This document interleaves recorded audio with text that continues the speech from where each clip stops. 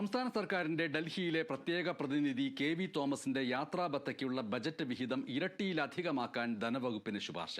പൊതുഭരണ വകുപ്പ് പ്രോട്ടോകോൾ വിഭാഗത്തിന്റേതാണ് ശുപാർശ. PSC ചെയർമാന്റെയും അംഗങ്ങളുടെയും ശമ്പളവും ആനുകൂല്യവും വർദ്ധിപ്പിക്കാൻ മന്ത്രിസഭായോഗം തീരുമാനമെടുത്തതിന് പിന്നാലെയാണ് പുതിയ നീക്കം. കെ.വി. തോമസിന്റെ പ്രതിവർഷ യാത്രാബത്ത 5 ലക്ഷത്തിൽ നിന്ന് 11.31 ലക്ഷമാക്കാനാണ് പൊതുഭരണ വിഭാഗത്തിലെ പ്രോട്ടോകോൾ വിഭാഗം ധനവകുപ്പിനോട് ശുപാർശ ചെയ്തിരിക്കുന്നത്. ബജറ്റ് വിഹിതമായി 5 ലക്ഷമായിരുന്നു കെ.വി. തോമസിന്റെ യാത്രാബത്ത. 5 ലക്ഷം രൂപയാണ് അടുത്ത സാമ്പത്തിക വർഷത്തേക്കുള്ള ബജറ്റിൽ വകയിരുത്തിയത്. എന്നാൽ 6.31 ലക്ഷം രൂപ വർഷം തോറും യാത്രാബത്തയാകുന്നുണ്ടെന്ന് പൊതുഭരണ വകുപ്പ് പ്രോട്ടോകോൾ വിഭാഗം പറയുന്നു.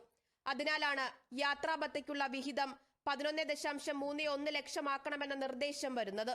നിയമനം ലഭിക്കുമ്പോൾ ശമ്പളത്തിന് പകരം ഓണറേറിയം മതിയെന്ന നിലപാടാണ് തോമസ് എടുത്തിരുന്നത്.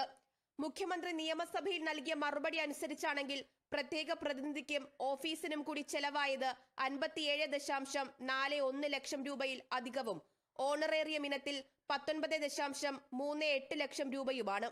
വിമാനയാത്രാ ചെലവിന് 7.18 ലക്ഷവും കെ.വി. തോമസിന് നൽകിയിട്ടുണ്ട്. ഇത് കൂടാതെ MLA, MP, അധ്യാപക പെൻഷനുകളും തോമസിനുണ്ട്.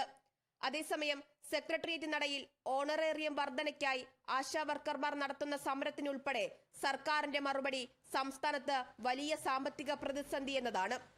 Kerala vision news, Thiruvananthapuram.